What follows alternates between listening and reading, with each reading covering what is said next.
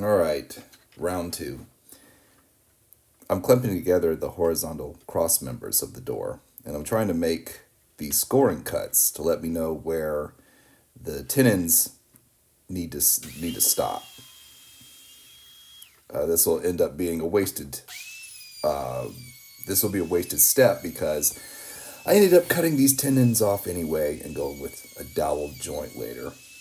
If you look really closely, you can see just how much chaos and mess this router makes. And as usually the case, the router's never the last stop, so gotta go through, clean them up. All right, so because I only have a 1/4 inch router, I'm only able to make about an inch and a half deep hole, and so I've got to trim the tenons to fit my mortises. And I really only trusted my handsaw to make this cut. It went pretty quick. I've had consistency issues with my table saw. That's one of the reasons why I didn't use it at all during this. So if you think you need a table saw to make a door, you don't. You just need an ability to cut in a straight line, and there's lots of methods out there to do that with hand tools or with track saws, circular saws with an edge guide. Lots of ways to do it. Boom. All right. Not really happy with how the tenon went together on this. I'm beginning to think that in the modern era, tenons just aren't worth the hype. I mean, I spent roughly 1 hour per joint to get something that's 1.6 inches by 4 inches. Here. Wow, 3.5. Yeah, 3.5, 4 inches. 1 hour per joint. And now we're going to compare this to some dowel joints. And if you don't have a oversized or a 1/2 inch router, the boys that could put bits like that, 1/2 inch by 3 inch deep plunge bits on them, I don't think mortise and tenon are worth it. And let's not forget the absolute mess that trying to make two mortise and tenon joints will make, in addition to the fact that it costs you 2 hours to make the joints for one rail. There are several points in this project where I needed a right angle reference, but my framing square just was too thin. It really doesn't do a good job of establishing a reference point. So what I'm doing is I'm using the old 3-4-5 method to making a right angle. You can do the math in your head: a squared plus b squared plus c squared. And as long as the legs are multiples of 3 and 4, then you're going to get yourself a right angle. It's just similar triangles, right? It's the stuff you all probably learned in 8th or 9th grade geometry, depending on what school system you went to. So I'm using these little tiny finish nails as my scribes and reference points. Over the course of 24 inches, if I'm off by half the diameter of one of those small nails, then I'd be happy with it. All right, so now I'm like, screw it. We're going to do dowel joints. This is something I'm very familiar with. A lot of people knock dowels, and I don't understand why. In shear, one dowel is worth about 200 pounds of force.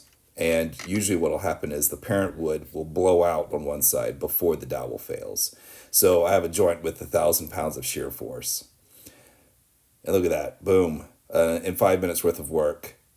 Well, doing both drills really is more like 8 minutes worth of work. I'm able to get a very accurate and very strong joint. And I've used dowel joints for 10 years. Used them for outdoor furniture. I've used them for tables. And whether it's a play set, a chair, or a portable table that gets dropped and beat on, I've never had a failure with dowel joints. And a lot of times people that have bad experience with dowel joints, it's because they put in 1 or 2 dowels and it's in a position on their build that has a lot of torsion, and so there just isn't enough there for rigidity. When you look at in this, for example, this joint here, I've got 10 dowels that are going to hold it in at the least. that's going to not only just locate it very precisely, but it's also going to have a lot of strength. And a lot of doors are that are made out of real wood in a real factory. We're talking reputable brand names here. They use what are called stub tenons, which are only about an inch deep anyway. So you're not really getting a lot of extra glue utilization with that joint that's 3 and 4 inches deep. The glue will fail in that first inch, and that's really what's holding the door together. All right, now it's time to do some dry fitting.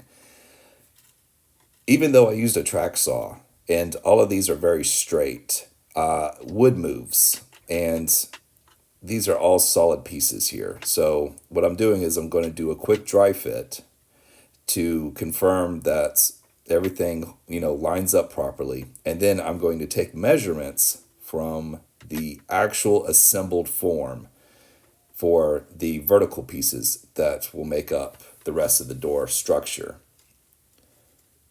And then it's just simply a matter of getting the dowels in. You don't have to put all the dowels in. You just need to really put enough to hold the joint together to represent its finished assembled angle. So I'm having a little bit of trouble because there's so much to align there. So I'm using a clamp to kind of just gently coax things into position. And that's pretty much it for the horizontal components. So I didn't film making the vertical components because I've got to get this door together. So and filming, setting up to film takes time. Even though I can control it, with an app on my watch. If you're have an Apple iWatch and you have an Apple iPhone, yes, you can control the camera remotely. It's a pretty nifty little feature that I really don't see anybody else really using. All right, back to the door. Doing another dry fit. I was just paranoid with this being my first real door assembly, so I probably dry fit this door more times than was really required. And the next time I make this door, usually you say, oh, well, this next time I do a project, it'll take me half the time. All right, so it looks like I've run into an issue. I built a planing sled to take the curve out of my panels that I was going to put in the doors here and here. Good news, over time, somehow or another, the panels became very flat. Probably the straightest part of the door so far, and it seems purely by coincidence. The downside, when the panels went from curved to flat, all of the large knots fell right out. I thought, okay, well, I'll rebuild the panels without knots in them. And it turns out it's not physically possible with the type of stock I'm working with here. One of the things that makes it very beautiful is all the figuring around the stress points, like knots. So it's not possible for me to make a panel without knots in it, not of these sizes. It shouldn't make a door that you can see daylight through unless there's a window there, right? So what I'm gonna have to do now is figure out how to make an inlay. So new skill required.